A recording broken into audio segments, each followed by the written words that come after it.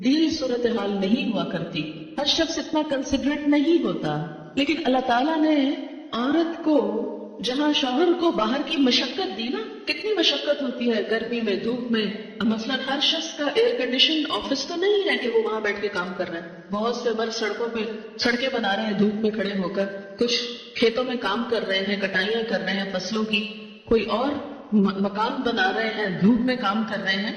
تو مرد اگر سارے دن کی باہر مشقت کرتا ہے تو وہ بھی ایک پینفل کام ہے، اور اس نے محنت کی اور بیوی کے لیے سارا آرام فراہم کیا، کھانا پینا باقی ضروریات. اب اگر بیوی کو اس کا مطالبہ پورا کرنے میں تھوڑی تکلیف ہو رہی ہے تو کیا ہوا کہ موڈ نہیں ہے، دل نہیں مان رہا، تو کیا ہوا، نہ صحیح. لیکن اس کے باوجود جو عورت یہ سمجھتی ہے کہ میں اپنے موڈ کے خلاف جا کر بھی اگر اپنے شوہر کو راضی کرتی ہوں تو یہ میرے رب کی رضا حاصل کرنے کا ایک ذریعہ ہے، تو آپ دیکھیں کہ یہ وہ چیز ہے جس کا صلہ آپ کو اللہ دنیا میں دے دے گا، کیونکہ آپ یہاں صرف شوہر کی نہیں اللہ کی بھی اطاعت کر رہی ہیں، کیونکہ ایک مسلمان عورت کو اس کے رب نے ہی حکم دیا ہے.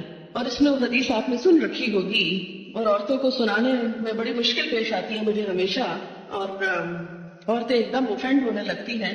لیکن بات یہ ہے کہ چونکہ اللہ کے رسول صلی اللہ علیہ وسلم نے فرمایا ہے اور ہم ان کا نام سن سن کے روتے ہیں محبت میں اور نعتیں سن سن کے جھومتے ہیں، تو یہ حکم بھی آپ کا مان لینا چاہیے اور اس حدیث کو بھی سن لینا چاہیے اتنی ہی خوشی سے جتنی خوشی سے ایک نعت سنتے ہیں.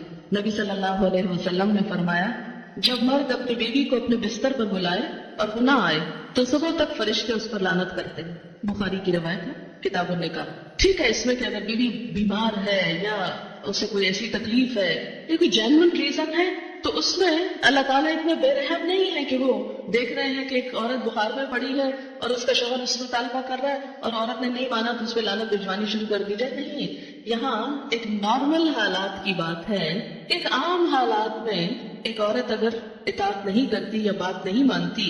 اور اسی لیے ایک اور حدیث ہے، حضرت ابو ہریرہ کہتے ہیں کہ آپ صلی اللہ علیہ وسلم نے فرمایا اگر عورت کا خاوند اس کے پاس موجود ہو تو وہ اس کی اجازت کے بغیر نفلی روزہ نہ رکھے. تو گویا شوہر کی اطاعت نمبر 1 عام روزمرہ زندگی کے کاموں میں کوآپریشن، اطاعت بمانا کوآپریشن ہے. طاعت کا مطلب ہوتا ہے خوشی سے کام کرنا. نمبر 2 اس کی خاص ضرورت یا تقاضے کو پورا کرنے میں اطاعت. ہاں، کہاں اطاعت نہیں؟ جب وہ کوئی حرام کام کرنے کو کہے، جب وہ کوئی ناجائز کام کرنے کو کہے، جب وہ اللہ اور اس کے رسول صلی اللہ علیہ وسلم کی مرضی کے خلاف کام کرنے کو کہے.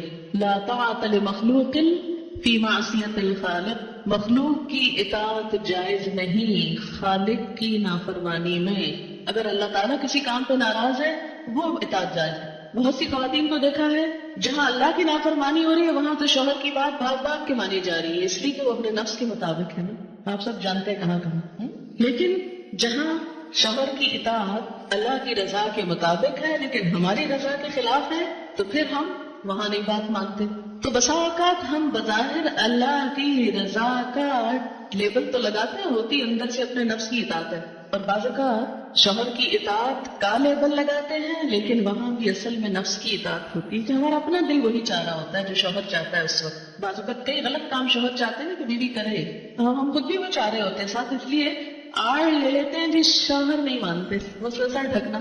شوہر کو پسند نہیں، کیا کرے، اب شوہر کی اطاعت بھی تو اللہ ہی نے کہا.